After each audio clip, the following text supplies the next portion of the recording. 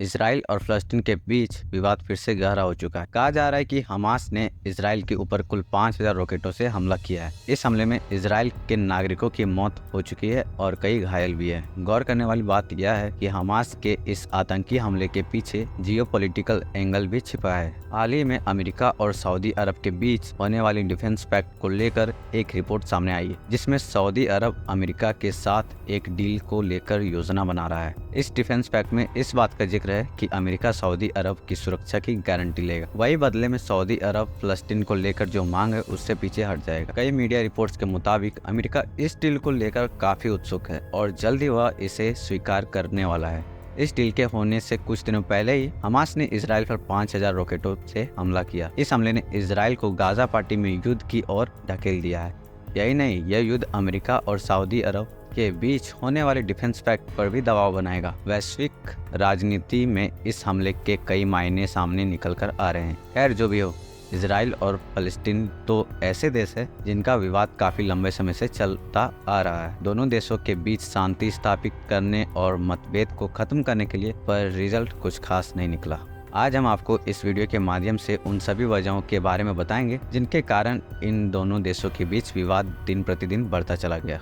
Israel और फ़लस्तीन के बीच के मतभेद की शुरुआत ओटोमन साम्राज्य के खत्म होने के साथ होती है। इस दौरान पूरे यूरोप में राष्ट्रवाद का व्यापक प्रभाव देखा जा रहा था। कई देश टुकड़ों टुकड़ों में बटे थे और राष्ट्रवाद की लहर इन्हें एक कर रही थी। इटली और जर्मनी जैसे देश राष्ट्रवाद के नाम पर एक हो रहे थे। इसका प्रभाव यहूदियों के बीच भी देखने को मिला। राष्ट्रवाद की भावनाएं यहूदी लोगों के बीच भी जगी। उन्हें अपने पवित्र स्थान पर दोबारा जाकर बसने की लालसा उठी और यहीं से जियोनिस्ट आंदोलन की शुरुआत होती है। 19वीं शताब्दी में यहूदियों की यह पवित्र भूमि फ़लस्तीन के नाम से जानी जाती थी। इस दौरान पूरे यूरोप में यहूदी बिखरे हुए थे। उनके साथ यूरोप में काफी शोषण होता आया था। जियोनिस्ट आंदोलन के दौरान शुरुआत में छोटे स्तर पर यहूदियों का पलायन फ़लस्तीन की ओर हुआ। इसके बाद आता है प्रथम विश्व युद्ध का दौरा। 1917 में बेल्फोर डिक्लेरेशन आया। कई लोगों का मानना है कि बेल्फोर डिक्लेरेशन ही वह प्रमुख वजह थी जिसने इसराइल फ़लस्तीन मतभेद को जन्म दिया। 1917 में प्रथम विश्व युद्ध के दौरान जब ओटोमन साम्राज्य हारने की कगार पर था, उस समय ब्रिटेन के विदेशी मंत्री सर आर्थर बेल्फोर ने एक डिक्लेरेशन जारी किया। इस डिक्लेरेशन में यह इंगित किया गया कि ब्रिटेन यहूदियों को उनकी पवित्र भूमि फ़लस्तीन देगा और वहां उनका पुनर्वास करवाएगा। वहीं दूसरी ओर ब्रिटेन ने चुपके से फ्रांस और रूस के साथ साइक्स-पिकोट एग्रीमेंट पर हस्ताक्षर किया। इसके अंतर्गत उसने पूरे मध्य पूर्व को अलग अलग हिस्सों में बांट दिया और तय किया कि प्रथम विश्व युद्ध की समाप्ति के बाद कौन सा देश किसके हिस्से में जाएगा। इसमें उसने फ़लस्तीन को अपने हिस्से में रखा। सीरिया और जॉर्डन फ्रांस को दिया गया। वही तुर्की का कुछ हिस्सा रूस के पास गया। एक तरफ ब्रिटेन ने सामूहिक तौर पर यह कहा कि फ़लस्तीन हम यहूदियों को देंगे और वही दूसरी ओर उसने गुपचुप तरीके से साइक्स-पिको एग्रीमेंट के तहत यह हिस्सा अपने पास रख लिया। प्रथम विश्व युद्ध खत्म होने के बाद ओटोमन साम्राज्य की हार हो चुकी थी। फ़लस्तीन में ब्रिटिश शासनादेश की शुरुआत होती है। बेल्फोर डिक्लेरेशन के कारण भारी मात्रा में यहूदियों का पलायन फ़लस्तीन में हो रहा था। इस दौरान यहाँ पर यहूदियों की तादाद तेजी से बढ़ने लगी थी। फ़लस्तीन में जो यहूदी पलायन करके आ रहे थे, उन्होंने यहाँ आकर जमीन खरीदनी शुरू कर दी। धीरे धीरे यहूदियों का फ़लस्तीन में विस्तार होने लगा। अब यहूदियों ने अरब फ़लस्तीनियों से जमीनें खरीदने की दर पहले के मुकाबले और भी ज़्यादा बढ़ रही थी। यहूदियों का फ़लस्तीन में व्यापक विस्तार होने लगा था। फ़लस्तीन में अपना प्रभुत्व मजबूत करने के बाद उन्होंने अरब फ़लस्तीनियों को भगाना शुरू किया। इसके कारण 1936 में अरब फ़लस्तीनियों ने विद्रोह कर दिया। इसे दबाने के लिए ब्रिटिश सरकार ने यहूदी सेना की मदद ली। बाद में अरब फ़लस्तीनियों को शांत करने के लिए ब्रिटिश सरकार ने यहूदी माइग्रेशन पर कई तरह की पाबंदियां लगा दी। इसके चलते यहूदी लोग ब्रिटिश सरकार के खिलाफ हो गए और छुप छुप कर उन पर गुरिल्ला हमला करने लगे। इसके बाद द्वितीय विश्व युद्ध की शुरुआत होती है। हिटलर के शासन के अंतर्गत पूरे यूरोप में भयंकर स्तर पर यहूदियों का नरसंहार हुआ। करीब 42 लाख यहूदियों को गैस चैम्बर में डालकर मार दिया गया। यूरोप में रह रहे यहूदियों को महसूस हुआ कि फ़लस्तीन के अलावा कहीं कोई दूसरी जगह नहीं जहां यहूदी सुरक्षित रह सके। द्वितीय विश्व युद्ध के बाद संयुक्त राष्ट्र संघ अस्तित्व में आता है। वहीं दूसरी तरफ यहूदी और अरब के लोगों के बीच का मतभेद काफी ज्यादा बढ़ गया था। ब्रिटेन इस मसले को हल करने में सक्षम नहीं था, इसलिए उसने यह मसला संयुक्त राष्ट्र संघ में भेज दिया। इस मसले पर संयुक्त राष्ट्र संघ में वोटिंग हुई और नतीजा निकला कि यहाँ यहूदियों की संख्या ज्यादा है, उन्हें इजराइल दिया जाएगा। वहीं जिस जगह पर अरब बहुसंख्यक है उन्हें फलस्तीन दिया जाएगा। तीसरा था यरूशलेम।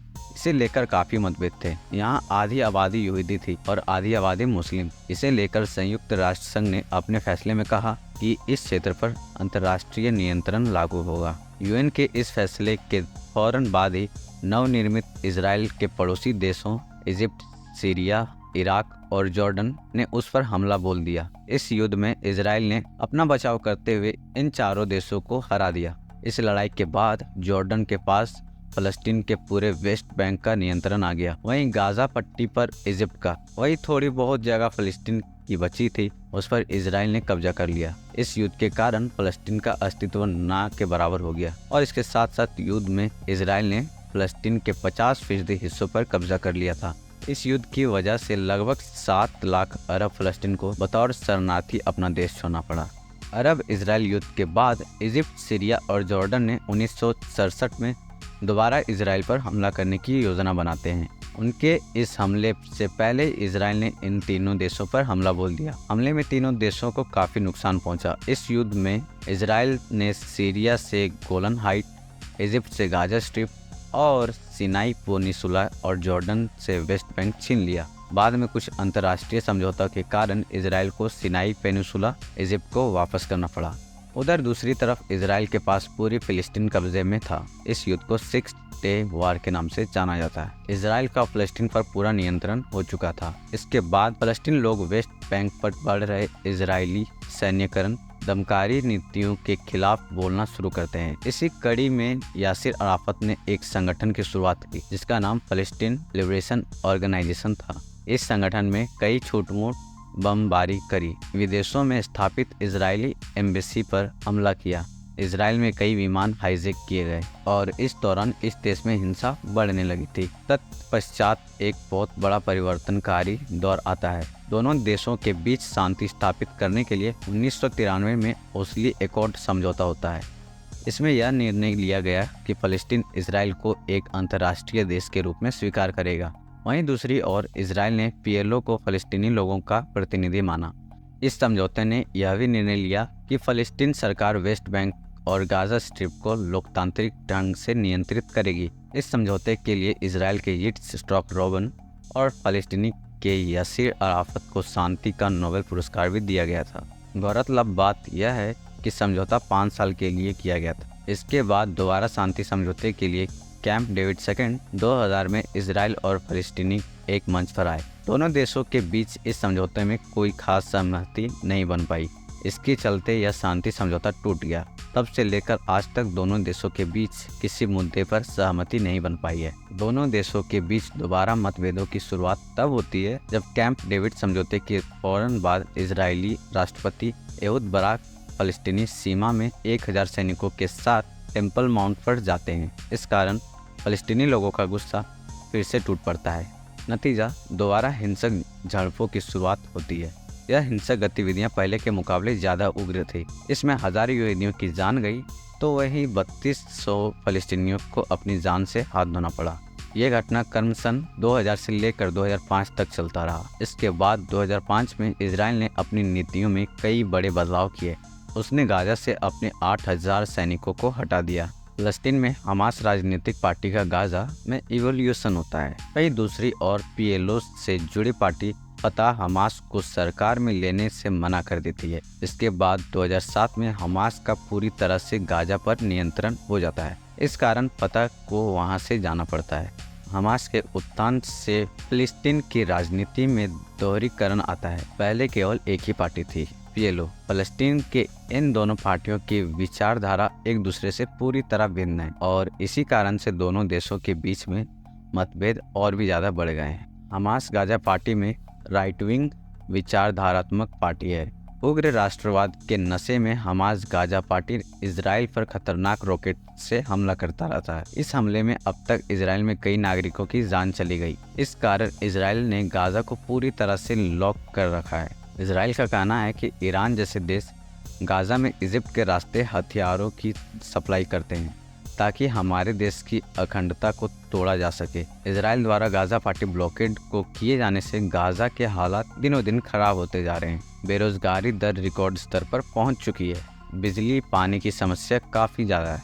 यह स्थिति आज भी है। हाल ही में अमेरिका ने इजराइल और फ़लस्तीन के विवाद को सुलझाने के लिए पीस प्लान लेकर आया था। इसे फ़लस्तीन ने अस्वीकार कर दिया और वही अब दोबारा इजराइल और फ़लस्तीन के बीच हिंसक झड़पें हो रही है। तो आज के इस वीडियो में इतना ही। वीडियो पसंद आए तो वीडियो को लाइक, कमेंट और सबके साथ शेयर कर दें। बाकी मिलते हैं ऐसे नए जोश, नए उमंग और एक नई वीडियो के साथ। तब तक के लिए bye bye, take care, see you, जय हिंद, थैंक्स फॉर वॉचिंग।